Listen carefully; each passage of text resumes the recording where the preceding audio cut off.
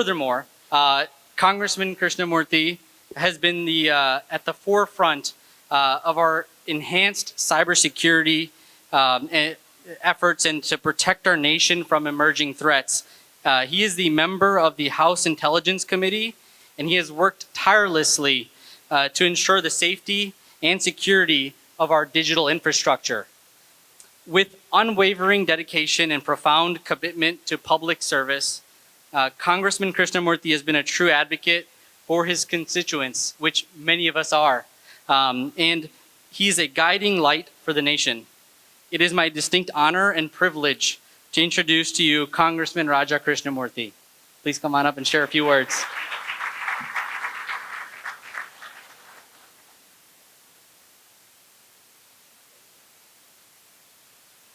Jai Gurudev. Thank you for that lovely introduction. You only made one tiny issue, which is I was actually born in India. And so you can say that I was made in India. I want to observe those 3 rules of public speaking. Be short, be sweet, be gone. 3 points. Can you give a big round of applause to the organizers of today's event, Harendra Mangrola and the whole team? Didn't they do a wonderful job? They brought everyone together on a Monday evening of all nights, and all of you are coming from work, or your family members are coming from work on a summer night, so all of you are here, so it's beautiful to see all of you. Second point, can you give a big round of applause to our honored guest, Dr. Chinmay Pandya? I had a few minutes to speak with him. I can tell immediately he's a deeply learned man and a font of wisdom. And as he told me, the philosophy of Parivar is self-embellishment and societal upliftment. Now, self-embellishment is about making yourself a better person. Is that right? Are we all trying to do that? And then secondly, it's in service of uplifting society, right? It's not enough for us to just talk about I and me. We have to talk about us and we. Am I right about that? Each of us does better when all of us do better. And that is what the purpose of the Parivar philosophy is. Third and final point, I'm going to go a little bit more into this, which is happy 50th anniversary to Gayatri Gyan Mandir. I have been to Gayatri Gyan Mandir many times. I did not know it's 50 years old. It looks very, very modern and new, mainly because of you. You are making sure that the temple is always a place that is welcoming, that's comforting, a place of solace, a place to come together in fellowship, and a place where we can celebrate our cultures and traditions. Am I right about that? Now, you may know this, but there are only a handful of Indian Americans in the United States Congress, and I'm one of them. I like to call us the Samosa Caucus. In fact, Prime Minister Modi, I coined that term, Samosa Caucus, and Prime Minister Modi talked about the Samosa Caucus last week in his speech to the Congress. And Indian Americans, of whom you are distinguished members, are some of the finest people in America. You know, you may know this, but you are among the best educated. You are among the most prosperous people in America. And you are some of the best looking people I've ever seen. Okay, I didn't read that in Wikipedia. I'm embellishing a little bit, self-embellishing. But the point is this: you are some of the finest citizens in America, and you are also some of the finest people in the Chicagoland area. And these finest people in the Chicagoland area are now creating a mandir, which is one of the finest mandirs in the Chicago area, the Gayatri Gyan Mandir. Finally, I should say, happy Guru Purnima in advance.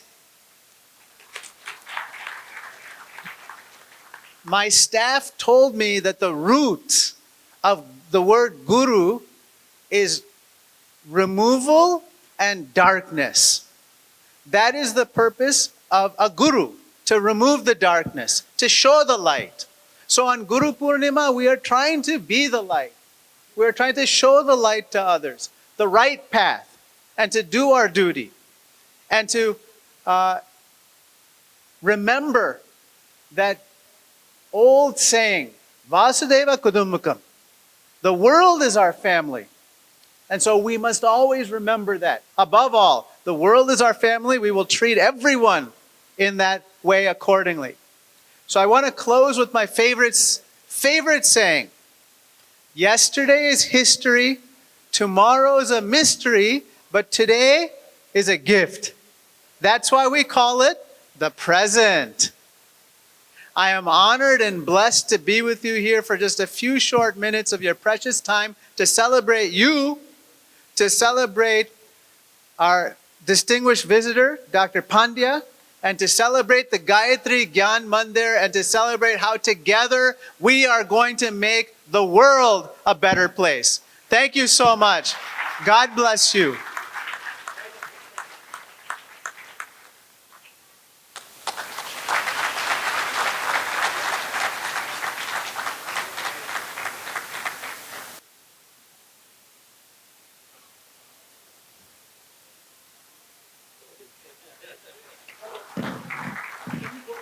And then I'd like to call up Dr. Shert, please.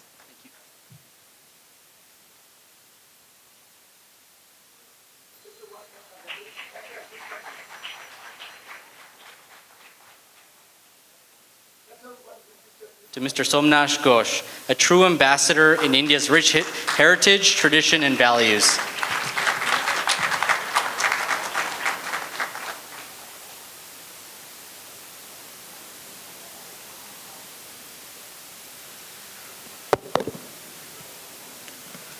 Namaskar. First of all, my respect and pranam to all the dignitaries who are here from the Gayatri Kunj and the Shanti Kunj in Haridwar, particularly Dr. Saab, Dr. Chinmay Pandya. Thank you for coming, even if for a few hours. It's a great inspiration for us, and it's a happy occasion for us. I asked Guruji, next time when he is coming, he must stay here for some time and hold some classes. Congressman Krishnamurti ji, he talked about Vasudhaiva Kutumbakam.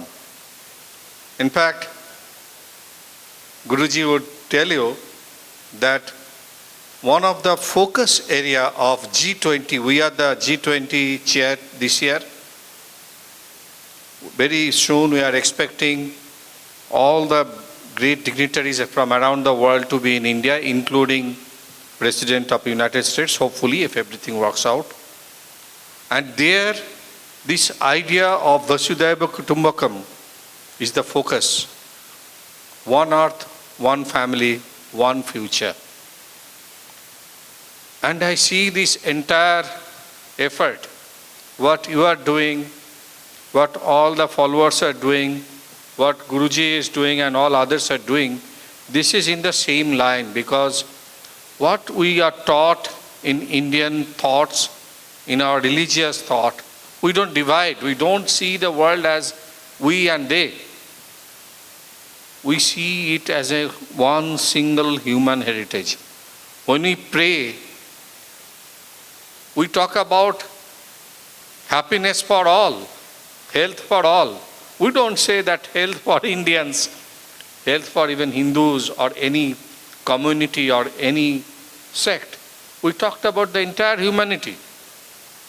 In fact, Even going back in Vedas, if you really look deep into Vedas, we talk about well-being of all the planet. We talk about well-being of the trees and plants and animals, isn't it? If you really look at it. So this is our strength, and I think what is taught by Guruji and everything, the entire establishment with so many centers all around the world is essentially that. This is that of unity, that of sustainable living, that of live well, you do well to yourself, your own well-being, your peace and your own health, as well as let us make this society better, let us make this world better. Along with myself, I will also do good for everyone. I think in similar other occasion, I told you that 9 years of my life, I didn't have time to tell it to Guruji. That 9 years of my forming, till my class 12, I stayed in Ramakrishna Mission in hostel. There, one of the small, few words still haunt me, and this should be guidance. We are taught in Indian philosophy, teno takteno vunjita. By living, by giving, by foregoing for others, you actually enjoy things. You become richer. So I think with that motto, people like Guruji and all others who are there, all the followers are doing this great work. I sincerely wish, and there will be all support from us for having a greater establishment here and maybe a much bigger mandir and center. But Guruji, please come again, and next time you have to stay here.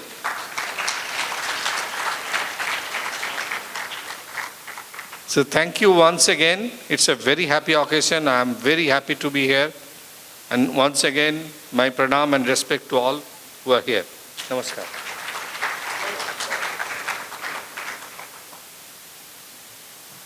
All right. Now it is my honor to introduce an exceptional individual who has dedicated his life, as we've already seen, in the pursuit of knowledge, spirituality, and education. Dr. Chinmay Pandya is a visionary leader who has played a pivotal role in shaping Dev Sanskriti Vishwavidyalaya into a center of excellence for higher education and spiritual learning.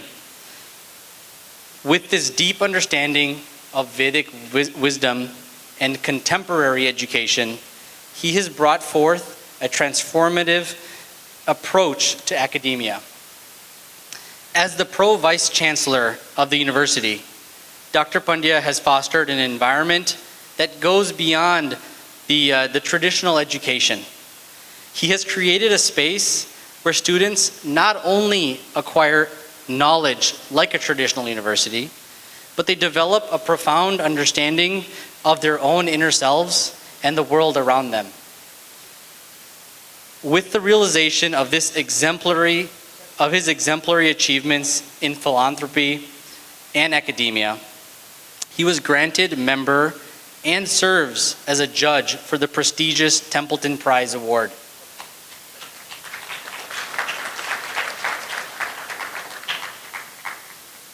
Under Chinmay Pandya's guidance, All World Gayatri Parivar has also flourished as a global movement. He has helped lead the organization with remarkable vision. Dr. Chinmay Pandya has become a beacon of light for us youth. Born with a deep sense of devotion and an unwavering commitment to the welfare of humanity, he has become an inspiration to the millions of youth around the world. I personally can attest to this as he integrates, and I've seen it firsthand through the various camps and initiatives, how well he integrates with all generations of youth, from the young Bal Sanskar youth to those who are college bound, all the way to those with families. Prior to his role as Pro-Vice Chancellor, Dr. Pandya completed his medical training in the United Kingdom, where he gained the membership of the Royal College of Psychiatrists. Today, as we gather here, we have the privilege of hearing from Dr. Pandya himself. We will have the opportunity to delve into his wisdom, be inspired by his vision, and to learn from his remarkable journey. Ladies and gentlemen, please join me and please rise in giving a warm round of applause to Dr. Chinmay Pandya, the Pro Vice Chancellor of Dev Sanskriti Vishwavidyalaya, a visionary leader and a catalyst for transformative education.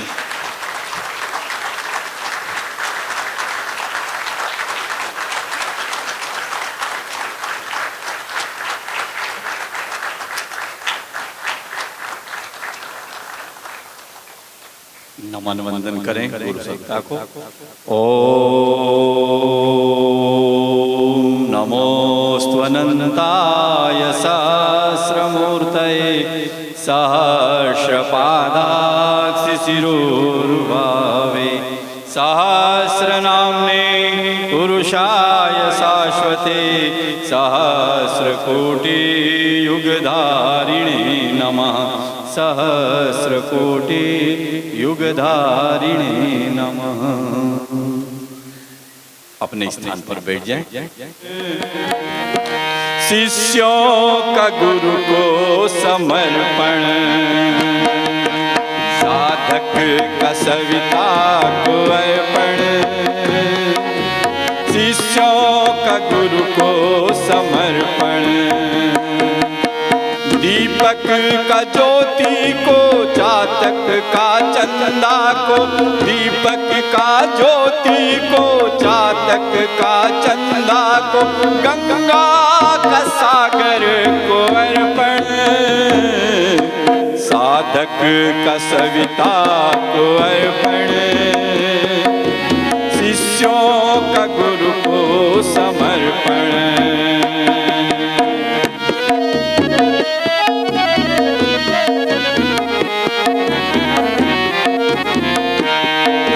सबका समर्पण हो ऐसा, दीपक पतंगे के जैसा। सबका समर्पण हो ऐसा, दीपक पतंगे के जैसा। दूरी रहे ना जरा भी, बिंदु और सिंधु के जैसा। दूरी रहे ना जरा भी, बिंदु और सिंधु के जैसा।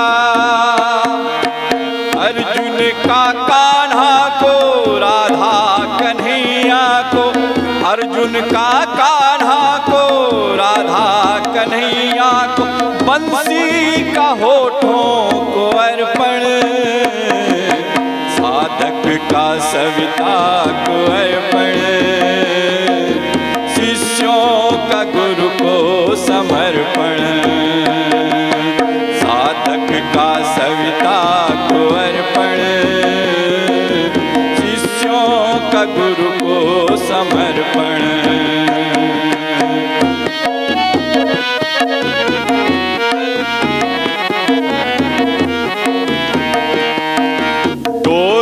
हम गुरु को थमाए, गुरुमय ही जी कर दिखाए। डोरी हम गुरु को थमाए, गुरुमय ही जी कर दिखाए। बन जाए कठपुतली हम सब, उनका ही कर्तव्य दिखाए। बन जाए कठपुतली हम सब, उनका ही कर्तव्य दिखाए। औरों का सर सिज को, समिधा का अग्नि को। बूंदों का बादल को, समिधा का अग्नि को। बूंदों का बादल को अर्पण, साधक का सविता को अर्पण। का गुरु को समर्पण, साधक का सविता को अर्पण, शिष्यों का गुरु को समर्पण।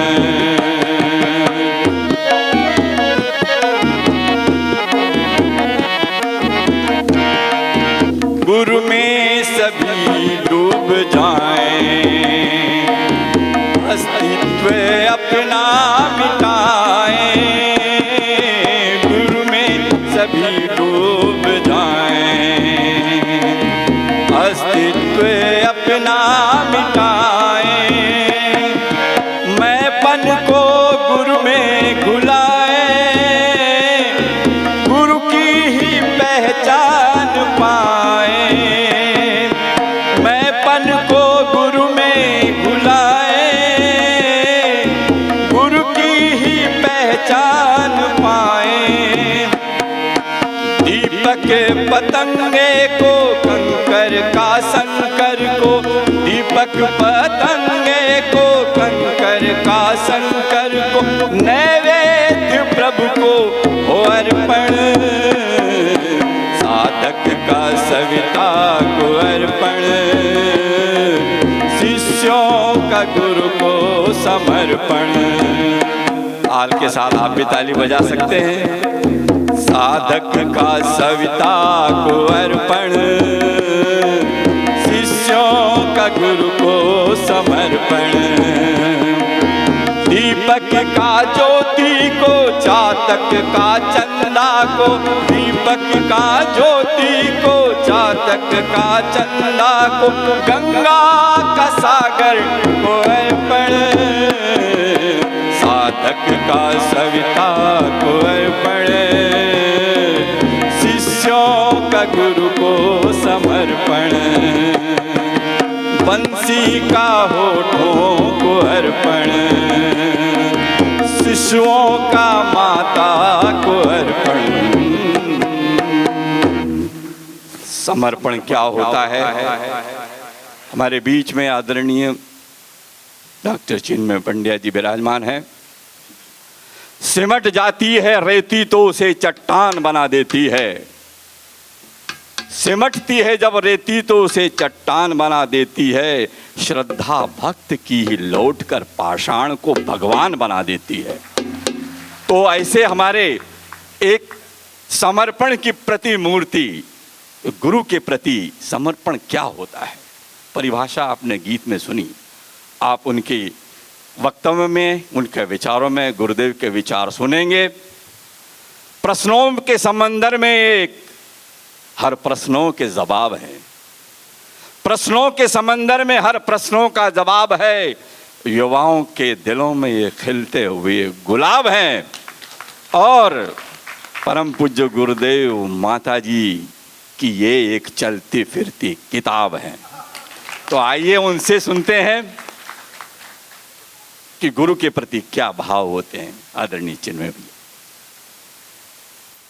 बहुत धन्यवाद ओमकार भाई साहब। मित्रों, परम पूज्य गुरुदेव परम वंदनीय माता जी की दिव्य उपस्थिति को साक्षी मानते हुए माँ गायत्री के पावन मंत्र के साथ में अपनी बात को आरंभ करना चाहता हूँ। माँ गायत्री का ये पावन मंत्र भारतीय आध्यात्मिक परंपरा का, ज्ञान परंपरा का, वैदिक परंपरा का एक ऐसा पवित्र, पावन और पुनीत मंत्र है जिसकी प्रेरणा एक ही है कि मनुष्य के जीवन के रूप में जो संभावना हम लोगों को मिली, the opportunity that we have received, उस संभावना को साकार करने का संकल्प हमारे भीतर में जाग सके, उस सौभाग्य को जगाने का, उस संकल्प को जगाने का, उस समर्पण को अवतरित करने का मंत्र ये गायत्री का पावन मंत्र है। ये याद दिलाता है कि मनुष्य के जीवन के रूप में अतुलनीय अपरिमित संभावनाओं को लेकर हर जीवात्मा आती है। यदि वो साकार हो पाती है तो मनुष्य के जीवन के अंदर देवत्व का उदय, धरती पर स्वर्ग का अवतरण, जो परम पूज्य गुरुदेव ने गायत्री परिवार का उद्देश्य बताया, वो साकार हो पाता है। यदि आप वेदों को पढ़ें, पुराणों को पढ़ें, उपनिषदों को पढ़ें, सूक्त ग्रंथों को पढ़ें, सूत्र ग्रंथों को पढ़ें, स्मृतियों को पढ़ें, आश्वलायन गुह्यसूत्र को पढ़ें, स्तंभ को पढ़ें, आपस्तंभ को पढ़ें, मैत्री उपनिषद को पढ़ें, जैमिनी को पढ़ें, कात्यायनी को पढ़ें, नारायणी उपनिषद को पढ़ें। यदि आप ऋग्वेद के छठे मंडल को पढ़ें, अथर्ववेद के तीसरे, 9वें और 12वें को पढ़ें, यजुर्वेद के 19वें को पढ़ें, या फिर सामवेद के 18वें को पढ़ें, इनमें से किसी को पढ़ें, कौशिकी को पढ़ें, ऐतरेय ब्राह्मण को पढ़ें, गोपथ ब्राह्मण को पढ़ें, संहिताओं को पढ़ने का अवसर मिले, तो एक चीज सारे के सारे शास्त्रों के अंदर, वेदों के अंदर, पुराणों के अंदर, उपनिषदों के अंदर बड़ी गंभीरता के साथ मिलती है कि जितने भी अध्यात्म वेदता हुए उन सब ने एक चीज के प्रति अपनी पूरी सहमति बताई है। सर्वे शास्त्रा द्विजा प्रोक्ता न शैवा न च वैष्णवा आदि शक्ति उपासनते गायत्री वैद मातरम। कहते हैं कि जितनी भी उपासना की पद्धतियां हैं वो मिलकर एक ही आदि शक्ति की पूजा कर रही हैं, उसको माँ गायत्री के नाम से पुकारा गया। और क्यों कहा गया? कहने के पीछे का कारण ये था कि जो गायत्री का मंत्र है उसे विश्व हितकारिणी कह करके पुकारते हैं। पैरासीटामोल की गोली मैं लूं, मेरा बुखार जाए तो हर कोई बोलता है, पर गोली मैंने ली और आपका बुखार जाए ऐसा गायत्री का मंत्र बोलता है। विश्व हितकारिणी, जिसको करने से, सुनने से, बोलने से उसका लाभ तो होता है जो करता है, पर लाभ उसका भी होता है जो कहीं दूर पर बैठा है। इसलिए गायत्री के मंत्र को विश्व हितकारिणी कह करके पुकारा गया। वो शक्ति जिसने विश्वरथ को विश्वामित्र में बदला, जन्म लेने का नाम विश्वामित्र का विश्वरथ था, जिसके अंदर रथ की तरह से विश्व को कुचल देने का भाव हो। और गायत्री के मंत्र को देखने के कारण वो विश्वामित्र बन गए। विश्वामित्र वो बन पाता है जिसके हृदय में सभी के कल्याण का भाव होता है। गायत्री का मंत्र स्मरण दिलाता है कि हमारे जीवन में शक्तियों के स्रोत छुपे पड़े। We all have got the possibilities to enlighten our lives, पर उसको साकार करने के लिए हमें हमारे भीतर की श्रद्धा को जगाने की आवश्यकता होती है। उस श्रद्धा के जागरण का जो मंत्र है वो गायत्री का पावन मंत्र है। एक बड़ी प्यारी घटना आती है। जगन्नाथपुरी में एक व्यक्ति था, नेत्रहीन था, he was blind. He used to go every day to the temple. हर रोज भगवान के मंदिर में दर्शन करने के लिए जाता था। अब वहां पर हजारों लोग लाइन में लगते थे, उनमें से एक वो भी लगा करता था। तो आगे वाले व्यक्ति को तो पता नहीं है कि जो पीछे खड़ा है वो ब्लाइंड है, तो कभी किसी की कोहनी लगती, कभी किसी का धक्का लगता, and he used to embrace all of those challenges. हर रोज लाइन में लगता, भगवान के दर्शन को जाता। एक दिन पुजारी ने रोक लिया। पुजारी तो रोज देखते थे, तो पुजारी ने रोक करके उस अंधे व्यक्ति से पूछा, नेत्रहीन व्यक्ति से पूछा कि भैया तुम क्यों आते हो? तुम्हें तो भगवान की मूर्ति दिखाई भी नहीं पड़ती।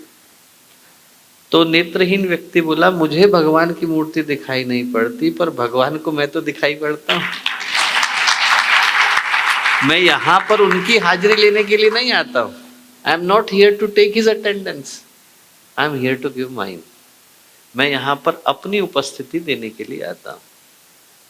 हम इस आशय के साथ गायत्री के मंत्र को करते हैं कि जो शक्ति हर जगह पर विद्यमान है, वो जानती है कि हमारे जीवन का उद्देश्य क्या है, लक्ष्य क्या है।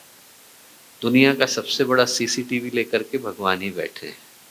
हर व्यक्ति के कर्म उनकी नज़रों के सामने है। हमारे जीवन की दिशा सही हो, भाव सही हो, इस भाव के साथ हम लोग माँ गायत्री का ये पावन मंत्र करते हैं।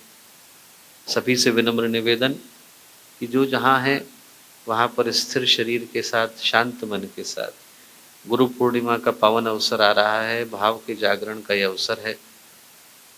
शांत चित्त, दत्त मन के साथ यदि इन भावों को हम लोग सुन सकेंगे तो जीवन में एक महत्वपूर्ण संकेत को लेकर के यहाँ से जा सकेंगे। शांत मन के साथ माँ गायत्री का पावन मंत्र, उस शक्ति को आवाहन जो सद्ज्ञान की, सद्भाव की, सत्कर्म की, सत्प्रवृत्ति की देवी है, माँ गायत्री का पावन मंत्र साथ साथ। ओम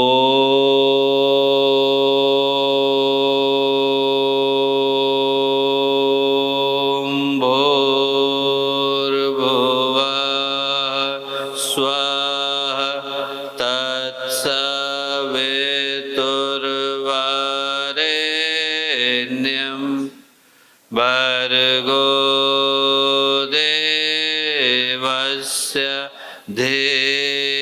माहे ध्येयो यो नः प्रचोदयात्।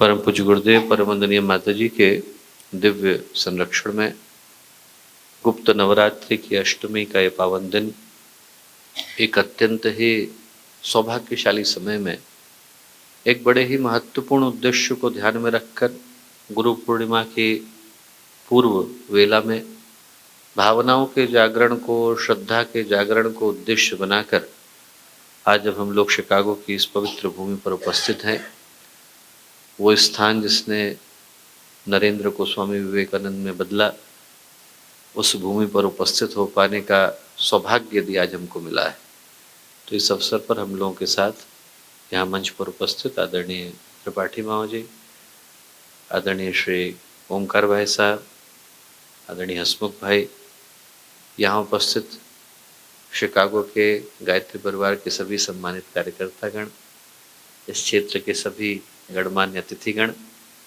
प्यारे भाइयों बहनों और प्यारे मित्रों, आज एक बड़े ही गंभीर विषय को ध्यान में रखकर यहाँ उपस्थित हो पाने का ये सौभाग्य हम लोगों को मिला है। शिकागो की पावन भूमि, यहाँ नरेंद्र को स्वामी विवेकानंद बनने का अवसर मिला। तो अपनी बात को आरंभ करूं तो मुझे स्वामी विवेकानंद का स्मरण वैसे ही आ जाता है। 5 वर्ष की लंबी यात्रा पर स्वामी विवेकानंद विदेश में थे। He came all the way from Canada, ended up in Chicago, became Swami Vivekananda. और यहाँ से जब 5 वर्ष की यात्रा के बाद जब वो दोबारा भारत को पहुँचे, उस समय तक उनकी जो कीर्ति थी वो पूरे विश्व में पहुँच गई थी। Everyone knew who Swami Vivekananda is। तो उनके सम्मान में एक बहुत बड़ी जनसभा का आयोजन कोलंबो में हुआ। The moment he touched the shore of Colombo, पूरा का पूरा शहर उनके स्वागत के लिए उमड़ गया। There was hardly anyone left who did not come to see him. हर व्यक्ति वहां पर उपस्थित था। और जो जनसभा के अध्यक्ष थे उन्होंने स्वामी विवेकानंद का सम्मान किया, ही ग्रीटेड हिम। और सम्मान करने के बाद उन्होंने स्वामी विवेकानंद से एक प्रश्न किया। प्रश्न क्या किया? प्रश्न ये किया कि स्वामी जी, इतने दिनों तक आप भारत की भूमि से दूर रहे, तो आपकी उपस्थिति का लाभ वहां के लोगों को मिला। वेद है, पुराण है, उपनिषद है, योग सूत्र है, गीता है, जिन विषयों से वो सर्वथा अपरिचित थे, उन विषयों में जानने का सौभाग्य उनको मिला। आपको क्या मिला? You had to leave India. सन्यासी समुद्र पर्यंत जाते नहीं, तो आपको इतने दिन तक वहां रहने का क्या लाभ हुआ? और स्वामी विवेकानंद ने उसका बड़ा प्यारा उत्तर दिया। उनने कहा, मैं इतने दिनों तक भारत की भूमि से दूर रहा, तो उसका सबसे ज्यादा बड़ा लाभ तो मुझे ये हुआ कि पहले जिन बातों को मैं भावना के आवेश में आकर के सत्य मानता था, अब उनको प्रमाण पूर्वक सत्य मानता हूं। जिनको मैं औरों के कहने पर आकर के सच माना करता था, भारत देवभूमि है, अवतारों की भूमि है, ऋषियों की भूमि है, सब लोग बोलते थे भारत माता की जय, मैं भी बोलता था, पर मेरा अपना उस विषय में कोई अनुभव नहीं था, विश्वास नहीं था। बोले, इतने दिनों तक मैं भारत की भूमि से दूर रहा हूं, तब इस बात को पूरे विश्वास के साथ कह सकता हूं कि पूरे विश्व में यदि कोई एक देश ऐसा है जहां पर दया का, त्याग का, करुणा का, आध्यात्मिक उत्कर्ष का, आध्यात्मिक अनुसंधान का सर्वाधिक विकास हुआ है, तो वो देश भारत का देश। और बोले, पूरे विश्व में कोई एक देश ऐसा है, आप सोच के देखिए कितनी बड़ी बात उन्होंने कही। पूरे विश्व में यदि कोई एक देश ऐसा है जहां पर हर उस आत्मा को जो ईश्वर को पाने का प्रयत्न कर रही है, every single soul that is striving to reach to the final freedom, he has to take a birth in India। और वो लिए बगैर उसका साल्वेशन संभव नहीं, उसकी मुक्ति, उसका मोक्ष संभव नहीं। और बोले, आज नहीं तो कल इसी भारत की भूमि से ज्ञान की वो धाराएं फिर से बहेंगी, जो अपने प्रकाश से पूरे विश्व को आक्रोशित करेंगी, आंदोलित करेंगी, आलोकित करेंगी, उद्वेलित करेंगी। और आप सोच करके देखें, इतने वर्षों पहले जो बात स्वामी विवेकानंद ने कही, वो बात कितनी सत्य थी। यदि भारत की भूमि से ज्ञान की, ध्यान की, तप की, योग की, आस्था की, अध्यात्म की धाराएं न बही होती। हम कल्पना करके देखें कि एक ऐसा विश्व जहां पर कभी भगवान राम के प्रत्यंचा के स्वर न गूंजे होते, भगवान कृष्ण का पांचजन्य का उद्घोष न हुआ होता, बुद्ध का मौन मुखरित न हुआ होता, महावीर का ध्यान प्रकाशित न हुआ होता, जहां पर कभी गुरु गोविंद सिंह का त्याग समर्पित न हुआ होता, जहां पर सप्तऋषियों की आवाजें न गूंजी होती, मीरा, कबीर, सूल, तुलसी, नरसिंह मेहता से लेकर जलाराम बापा, एक से एक बढ़ करके भक्ति के शिखर जहां पर आए न होते, छत्रपति शिवाजी, पृथ्वीराज चौहान, राजा भोज से लेकर एक से एक बढ़कर शूरमान आए होते, गार्गी, घोषा, पाला से लेकर उज्जैनी, उज्ज्वला, एक से एक बढ़कर ज्ञान की शिखर नारियां पैदा न हुई होती, अनुसुईया की आवाज न गूंजी होती, शांडिली का त्याग प्रखर न हुआ होता। हम सोच करके देखें कि वो देश जहां पर कभी शंकर का, रामानुज का, मध्व का, निम्बार्क का, भास्कर का ज्ञान अपने शिखर पर पहुंचा ना होता, तो क्या इंसान इंसान बन पाया होता? इंसान को इंसान बनाने का श्रेय यदि किसी एक संस्कृति को जाता है तो भारतीय संस्कृति को जाता है। जो चिंतन भारत की भूमि से निकला वो ऐसा अद्भुत और ऐतिहासिक और असाधारण निकला, जिसने केवल एक देश को नहीं बल्कि पूरे विश्व को मानवता का संदेश सुनाया। It was taken birth. Paracetamol यदि किसी एक देश में खोजी जाती है तो सिर्फ उसी देश की नहीं हो जाती है।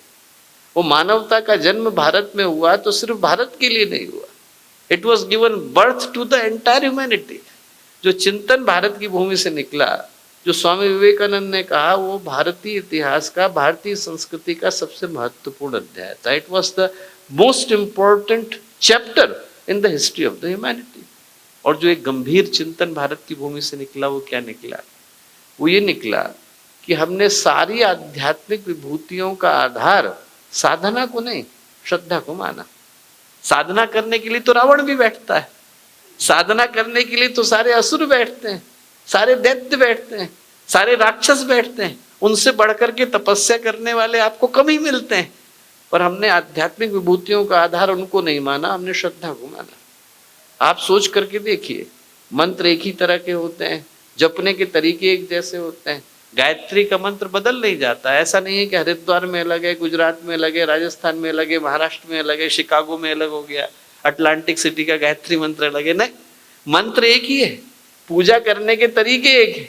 यहाँ तक कि कई कई बार गुरु एक होते हैं, पर उसके बावजूद मिलने वाला परिणाम अलग हो जाता है। जो एक को मिलता है वो दूसरे को नहीं मिल पाता।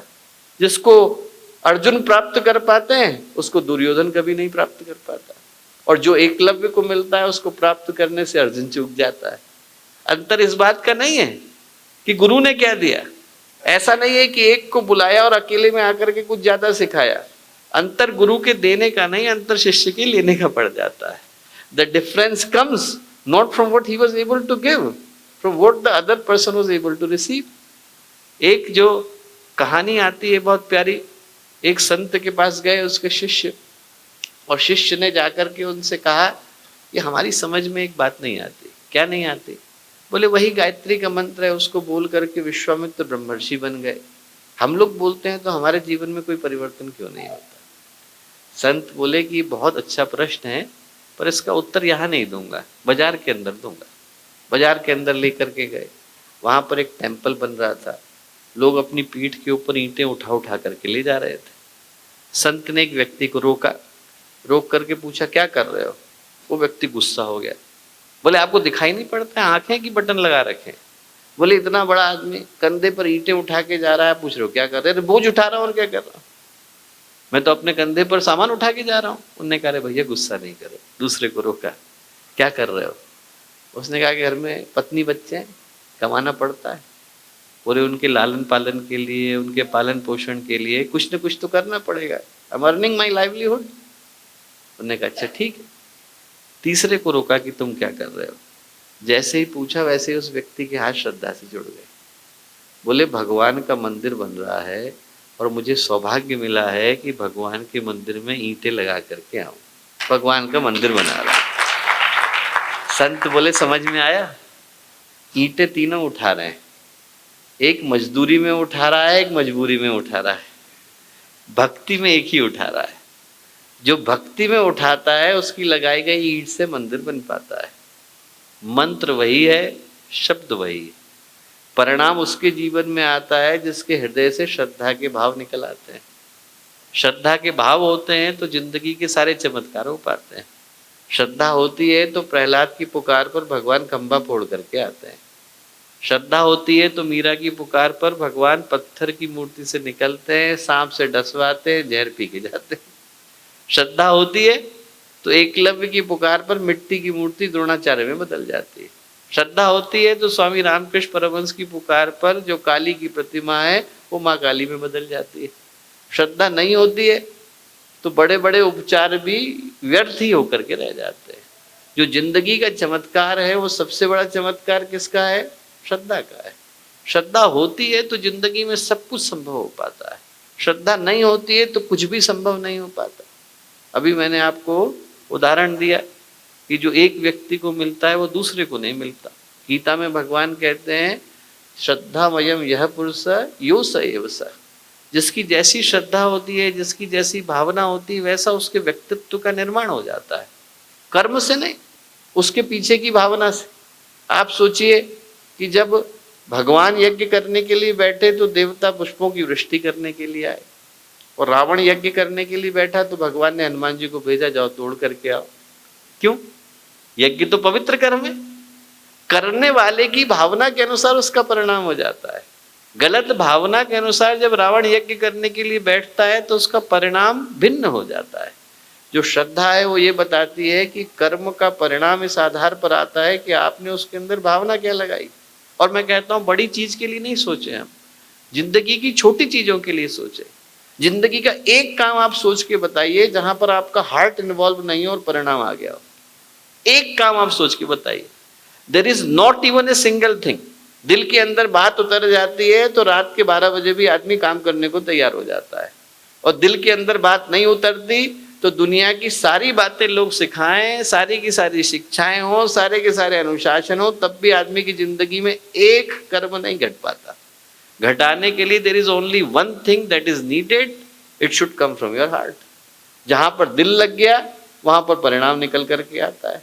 जहां पर व्यक्ति की भावनाएं चली गई वहां विचार होते हैं, जहां विचार होते हैं वहां कर्म होता है, जहां कर्म होता है वहां परिणाम आता है। नहीं तो डायबिटीज हो गई है पर आदमी के दिल में बात नहीं गई है, मस्तिष्क में तो गई है, दिमाग में तो ये बात गई है कि देखो हमें मीठा नहीं खाना है, पर जैसे ही सामने लड्डू आएगा वैसे दिल तो चला गया। अब दिल चला गया तो आदमी वो करेगा जो दिल करना चाहता है, जो दिमाग करना चाहता है वो नहीं करेगा। जहां पर दिल चला जाता है आदमी वहीं पर करने के लिए जुट जाता है। करने के लिए एक ही सिद्धांत है कि आपका दिल, आपकी भावनाएं, आपकी श्रद्धा उस कर्म को करने के लिए लगनी चाहिए, तब उसका परिणाम आता है। भगवान बुद्ध के जो पहले शिष्य हुए जिनको समाधि लगी, उनकी समाधि लगने की घटना बहुत प्यारी थी। क्या घटना थी? भगवान बुद्ध प्रवचन दे रहे थे, इतनी देर में मक्खली घोषाल नाम था, अंदर उनने प्रवेश किया। प्रवेश करते से ही दोनों की आंखें मिली। आंखें मिली, दोनों एक दूसरे को देख करके मुस्कुराए। मुस्कुराते से ही मक्खली घोषाल को समाधि लग गई। आनंद को बहुत बुरा लगा। आनंद को लगा मैं 40 साल से इनके साथ घूम रहा हूँ, मुझे समाधि लगी नहीं। एक आदमी आता है, मुस्कुराता है, समाधि लग जाती है, कैसा डिस्क्रिमिनेशन है। There is no equal opportunity policy है। उनने तुरंत भगवान बुद्ध से शिकायत करी। उनने कही क्या हो रहा है? भगवान बुद्ध ने कहा कि आनंद, याद करो जब तुम पहले दिन मेरे पास आए थे तो तुमने क्या कहा था? तुमने 3 चीजें मांगी थी। क्या मांगी थी? एक ये मांगा था कि जिस कमरे में मैं सोऊंगा उसमें तुमको भी सुलाऊंगा, तो हमेशा सुलाया है। दूसरा मांगा था कि जो प्रश्न तुम पूछोगे उसका उत्तर दूंगा, तो हमेशा दिया है। तीसरा कहा था कि जिससे तुम मिलाना चाहोगे उससे मैं मिलूंगा, तो हमेशा मिलाऊं। समाधि तुमने मांगी नहीं, मैं दे सकता नहीं था। जो मांगोगे वही तो मिलेगा। जो हृदय का भाव है वही तो परिणाम में बदलेगा। जब मांगा नहीं तो दूंगा कैसे? फिर भगवान बुद्ध बोले कि ऐसा है आनंद, इस संसार में शिष्य 5 तरीके के होते हैं। कौन से 5 तरीके के होते हैं? बोले ऐसा है कि घोड़े 5 तरीके के होते हैं। बोले कुछ घोड़े तो ऐसे होते हैं जिनके लिए इशारा काफी है, किया खड़े हो जाएंगे, चुटकी बजाई खड़े हो जाएंगे, इतना घोड़े को खड़ा करने के लिए पर्याप्त है। बोले कुछ घोड़े ऐसे होते हैं जिन्हें सहलाना पड़ता है, कुछ घोड़े ऐसे होते हैं जिनको डंडा लगाना पड़ता है, कुछ घोड़े ऐसे होते हैं जिन पे आप डंडे भी बरसारो तो अपनी जगह से हिलते नहीं है, और बोले कुछ घोड़े ऐसे होते हैं जिनके लिए अश्वमेध करना पड़ता है, वो बिना लगाम के होते हैं, छूट गए तो उनको पकड़ना मुश्किल हो जाता है। बोले ऐसे ही 5 तरीके के शिष्य होते हैं। कुछ तो ऐसे हैं जिनके लिए मुस्कुराना काफी है, बोले कुछ ऐसे हैं जिनके लिए शिक्षाएं देनी पड़ती हैं, कुछ ऐसे हैं जिनको अनुशासन में बांधना पड़ता है, कुछ के लिए भगवान को सुदर्शन चक्र उठाना पड़ता है। वो वाला था भगवान बुद्ध बोले जिसके लिए भरोसे का मतलब अच्छा आए और बुरा आए तब भी भरोसा होना चाहिए। स्वामी रामकृष्ण परमहंस कहते थे कि तोते को राम राम राम राम कहना सिखा दो, राम राम राम राम बोलता है। जैसे बिल्ली आकर के गर्दन पकड़ती वैसे ही टेटे टेटे निकलने लगता है। बाकी समय में तो हमने भगवान की तारीफ करी, हमारे गुरुदेव हमारे साथ हैं, गायत्री माता हमारे साथ हैं, भगवान हमारे साथ हैं, और जैसे ही संकट आया वैसे ही हमने भगवान को बुरा क्यों बोलना शुरू किया। वो जो बुरा आया उस समय में भी तो विश्वास होना चाहिए कि भगवान हमारे साथ हैं। ये विश्वास जब व्यक्ति के अंदर आता है कि जीवन में अच्छा आए बुरा आए, जो अच्छा लाता है वो बुरा लाना भी जानता है, जो बुरा लाता है वो अच्छा करना भी जानता है। जिंदगी के संकट आए या सौभाग्य आए, दोनों ही स्थिति में भरोसा होना चाहिए कि लाने वाला एक, थामने वाला एक, भगवान तो एक ही है, ही इज देयर। जब महाभारत में ये कहानी तो हर एक को पता है, एवरीवन नोज द स्टोरी। क्या स्टोरी पता है कि जब भगवान कृष्ण ने आपके अर्जुन के समय में ये घटना घटी कि अर्जुन की जो परीक्षा लेने के लिए द्रोणाचार्य ने क्या किया, पानी का तालाब था, उसके बीच में पेड़ था, पेड़ में से शाखा निकली हुई थी, शाखा में से एक मछली बंधी हुई थी, चक्र था, और वो जो मछली थी वो गोल गोल गोल गोल घूम रही थी। निशाना लगाने को बोला, तो जब निशाना लगाने को बोला तो द्रोणाचार्य ने हर एक से पूछा कि आपको क्या दिख रहा है। किसी ने कहा मुझे आसमान दिख रहा है, किसी ने कहा मुझे चक्र दिख रहा है, किसी ने कहा कि मुझे मछली दिख रही है।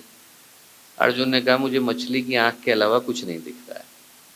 निशाना लगा, तेरा लगेगा। ये घटना हर एक को पता है। इस घटना का एक दूसरा पक्ष भी है। There is a second part to this story. क्या है स्टोरी? सेकंड पार्ट यह है कि जब पांडवों ने खांडव प्रस्थ बनाया, बड़ा वाला महल, तो वहां पर कौरव आए, और कौरवों के मन में तो बुरी भावना थी। तो कौरवों ने अर्जुन से कहा कि भैया हम फिर से देखना चाहते हैं कि तुम वैसे ही धनुर्धर हो कि नहीं जैसे जब छोटे थे कि नहीं। बोले हाँ। उनने सब कुछ वैसे ही अरेंज किया। एक तालाब ढूंढा, तालाब में एक पेड़ ढूंढा, पेड़ में शाखा ढूंढी, शाखा में रस्सी बांधी। ऑब्स्टिकल भी आप ही हटा दो, दैट्स नॉट पॉसिबल।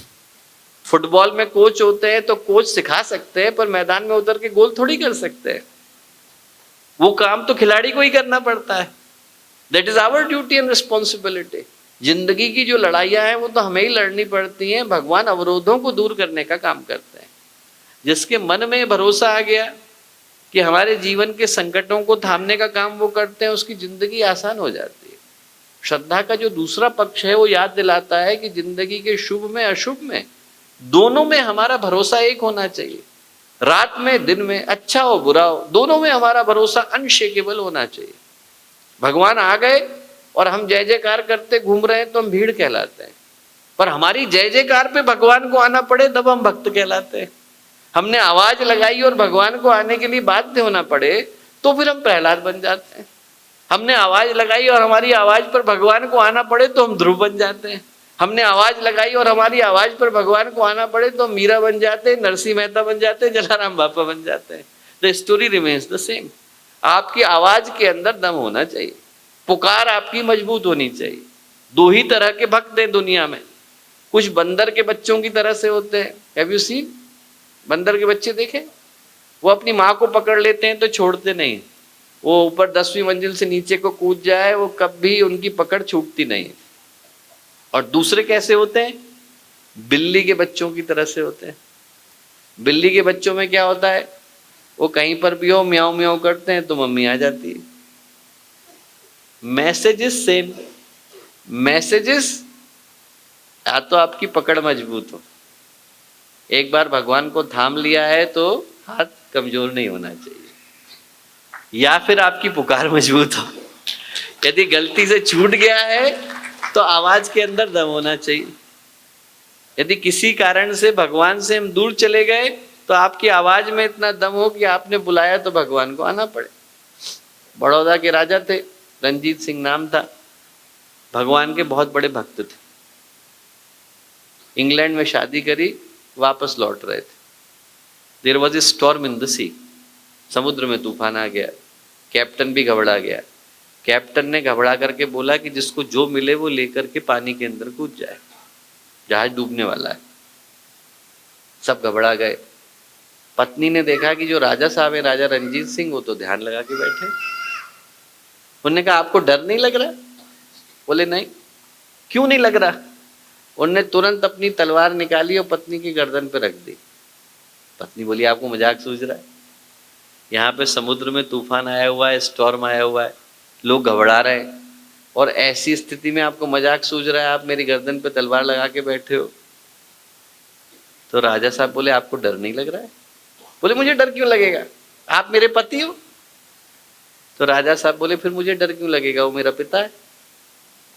जैसे ही आपको ये भरोसा आ गया कि जो समुद्र में तूफान लाना जानता है वो थामना भी तो जानता है, जो जिंदगी में तूफान लाना जानता है वो थामना नहीं जानता हो।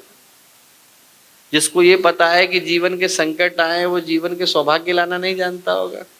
पर ये भरोसा तो होना चाहिए। श्रद्धा तब पक्की होती है जब हमारे हृदय में अज्ञात के प्रति भरोसा हो। दूसरा, वो भरोसा ऐसा हो कि इट शुड बी अनशेकेबल, ऐसा हो कि उसको आप कमजोर न कर सको। कितना भी अच्छा हो, कितना भी बुरा हो, उस भरोसे के अंदर कमजोर हो पाने की संभावना ना हो। तीसरा, उस भरोसे का फायदा क्या है? भरोसे का फायदा यह है कि भगवान के लिए काम करने को हम लोग तैयार हो। यदि हम लोग सिर्फ भगवान की मूर्ति के आगे गए और रो कर के आ गए तो उसका कोई लाभ नहीं।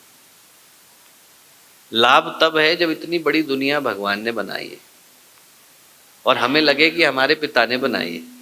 Our father has created it, it's our duty to make it beautiful.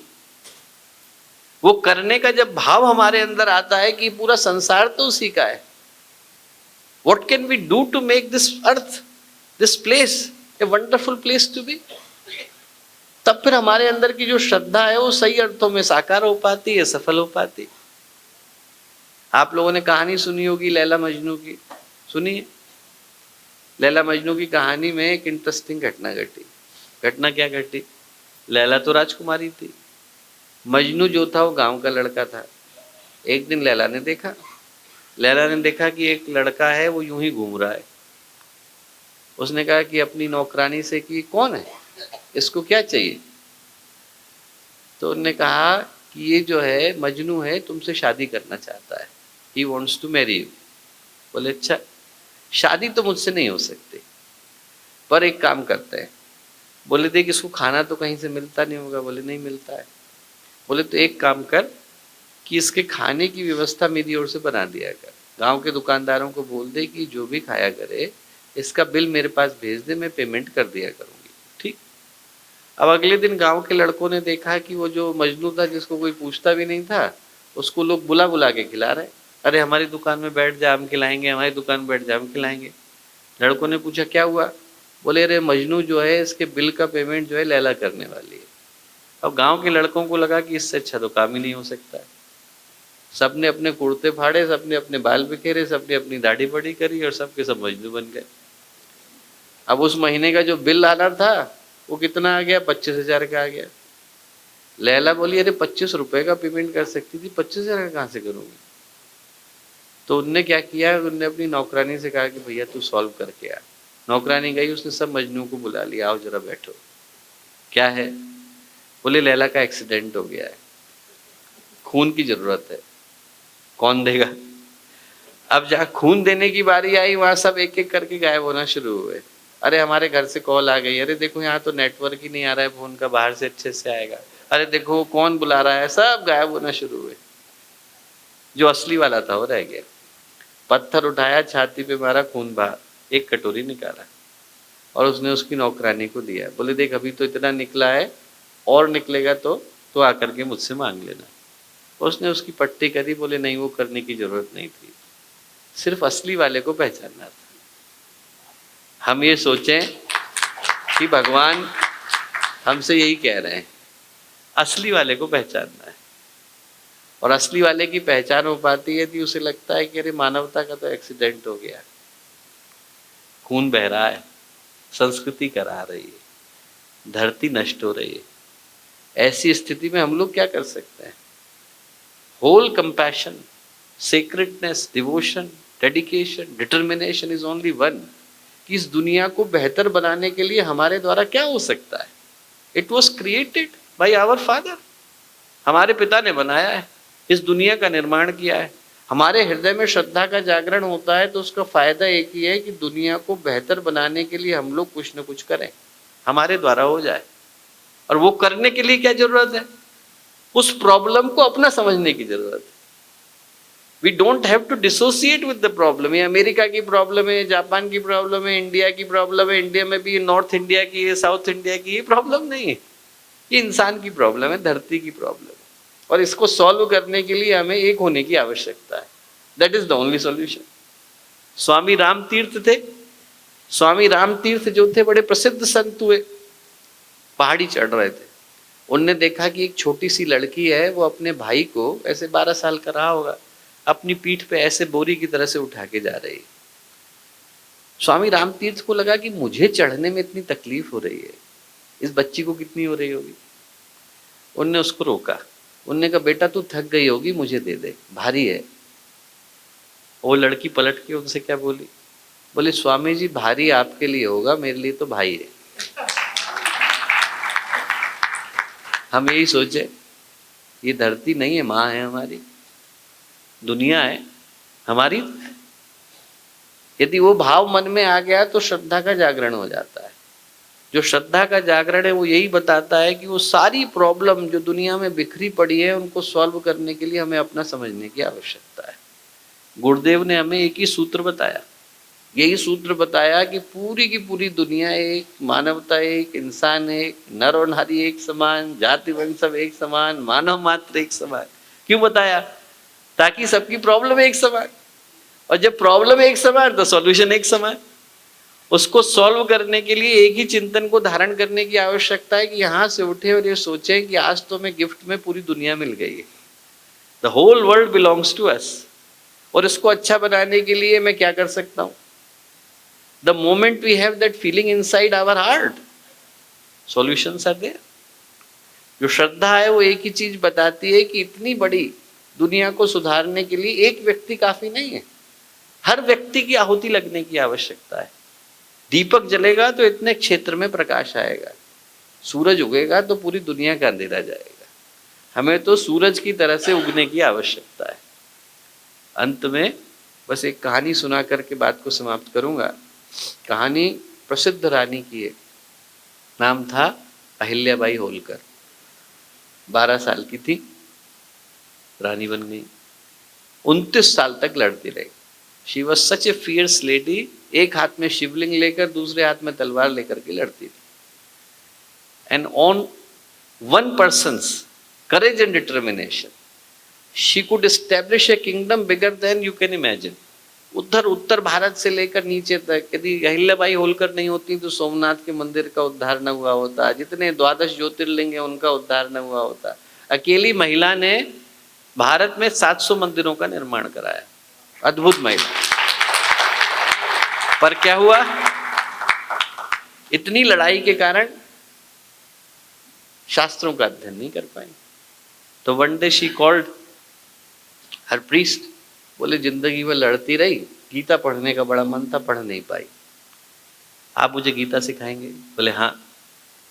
एक काम करिए, रोज आकर के गीता का एक श्लोक बोलिए, उस पर मैं चिंतन करूंगी तो धीरे धीरे करके मुझे पूरी गीता याद हो जाएगी। बोले हाँ ठीक। अगले दिन पंडित जी आ गए। बोले धृतराष्ट्रवाच धर्म क्षेत्रे कुरुक्षेत्रे संवेता युयोत्सव मामका पांडवाश्चैव किम कुर्वत संजय। धर्म क्षेत्र में, कुरुक्षेत्र में मेरे बच्चे, पांडु के बच्चे मिलके क्या कर रहे हैं बता। ऐसा उन्होंने बोला। इतना बोलना था कि अहिल्याबाई होलकर ने थाम दिया। गीता मेरी समझ में आ गई, आगे मत बोलिए। क्या बोल रही महारानी? पंडित जी बोले 700 श्लोक की गीता है, अभी तो पहला श्लोक हुआ है, और वो भी जो कहानी का विलन है वो बोल रहा है धृतराष्ट्र। बोले भगवान ने तो भी बोला ही नहीं, भगवान का बोलना तो शेष है। ज्ञान योग, कर्म योग, भक्ति योग, संन्यास योग सब बाद में आने वाला है, अभी तो कोई ज्ञान की बात नहीं आई। बोले नहीं नहीं, फिर से बोलिए। बोले धर्म क्षेत्र कुरुक्षेत्र, रुक जाइए। बोले आप बोल रहे हैं धर्म क्षेत्र कुरुक्षेत्र, और मैं सुन रही हूं क्षेत्रे क्षेत्रे धर्मम कुरु। जिसको जो क्षेत्र मिल गया, जहां क्षेत्र मिल गया उस क्षेत्र में वो धर्म करे। बोले मेरी दृष्टि में गीता का यही सार है। मैं कहूंगा कि एक ही सिद्धांत लेकर के जाएं, जहां हमें ऊपर वाले ने बिठा दिया। बेटा बना दिया अच्छे बन जाए, बेटी बना दिया अच्छे बन जाए, भाई बना दिया अच्छे बन जाए, बहन बना दिया अच्छे बन जाए, पिता बना दिया अच्छे बन जाए, माता बना दिया अच्छे बन जाए, जो बना दिया अच्छे नागरिक बन जाए, अच्छे इंसान बन जाए। जो क्षेत्र दिया है, टीचर हैं तो अच्छे टीचर बन जाए, डॉक्टर हैं तो अच्छे डॉक्टर बन जाए, बिजनेसमैन है तो अच्छे बिजनेस बन जाए, पुलिस में तो अच्छे पुलिस वाले बन जाए। जहां हैं वहां हम अच्छे बन जाए। That's our duty and that's the only summary and message of the spirituality. श्रद्धा जागती है तो हर व्यक्ति को, हर व्यक्ति के अंदर भगवान नजर आता है, और वो भगवान जब नजर आता है तो सारी समस्याएं अपनी आती हैं। समस्याएं अपनी नजर आती हैं तो समाधान हमारे आते हैं। समाधान हमारे आते हैं तो एक चिंतन आता है कि जहां भगवान ने बिठा दिया वहां पर अच्छा करने की आवश्यकता है। तो मैं एक ही प्रार्थना करूंगा, गुरु पूर्णिमा का अवसर आ रहा है, गुरु पूर्णिमा के अवसर पर एक ही चिंतन लेकर के जाएं कि हमारे द्वारा अच्छा क्या हो सकता है, इस यज्ञ में हमारी आहुति कैसे डल सकती है।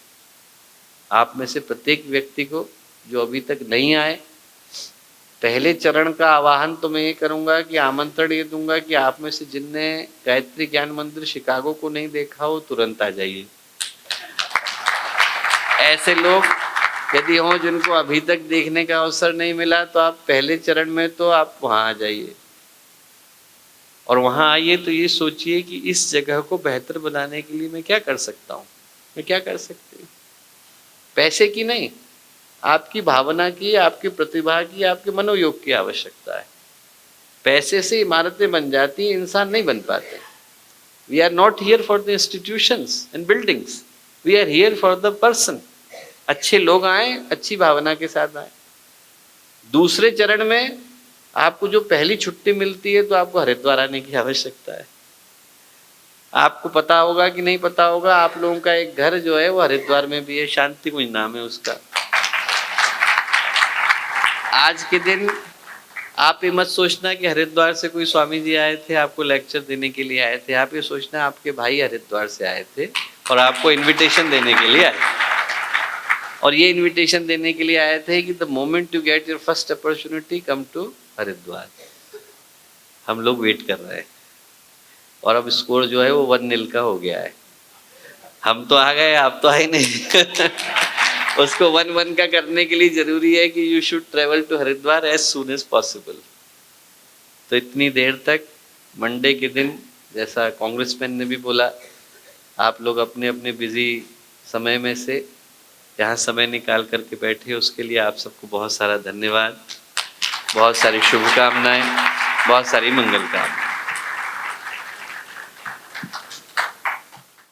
स्वाहा वज्रासन, तत् कैमल पोज, सवितुर योग मुद्रा,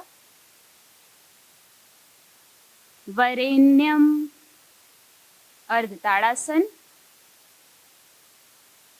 भर्गो चाइल्ड पोज, देवस्य कोबरा पोज, धीमहि कोबरा पोज लेफ्ट साइड, धियो राइट साइड, योनः अगेन चाइल्ड पोज, प्रचोदयात् ओम भूर उत्कटासन, भुवः फॉरवर्ड फोल्ड, स्वाहा Om.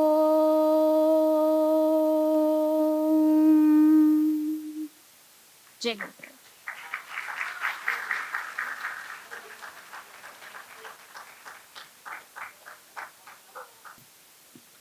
All right, ladies and gentlemen, I'd like to call up a very renowned guest here, Dr. Bharat Barai. He is an oncologist, U.S. Congressman of the 8th District. Mr. Somnath Ghosh, who is the Consulate General of Chicago. Dr. Shamkant Seth, who is a representative from VHPA, International Trustee. Dr. Rashmi Patel is the President of FIA. Dr. Chitranjan Patel, Veer Sharma from Hanuman Temple, Pritesh Gandhi for allowing us to host the event at his beautiful venue, Ms. Vandana Jingan from TV Asia, thank you, Chirayu Parikh from Jalaram Mandir, thank you, Dr. Bharat Barai, thank you. And Mr. Sanjay Shah from Jain Temple, thank you. I also want to thank all of the volunteers who have helped organize the event. They've worked tirelessly for months to come together at the Mandir to celebrate and to organize the event. And not only that, to come here early and set up the stage, set up the food that you all ate. There's so many people at Parijans at the Mandir, they don't want to be recognized, but I'm going to be offering my gratitude and all of our gratitude to them who've offered their devotion and selfless love towards our mission.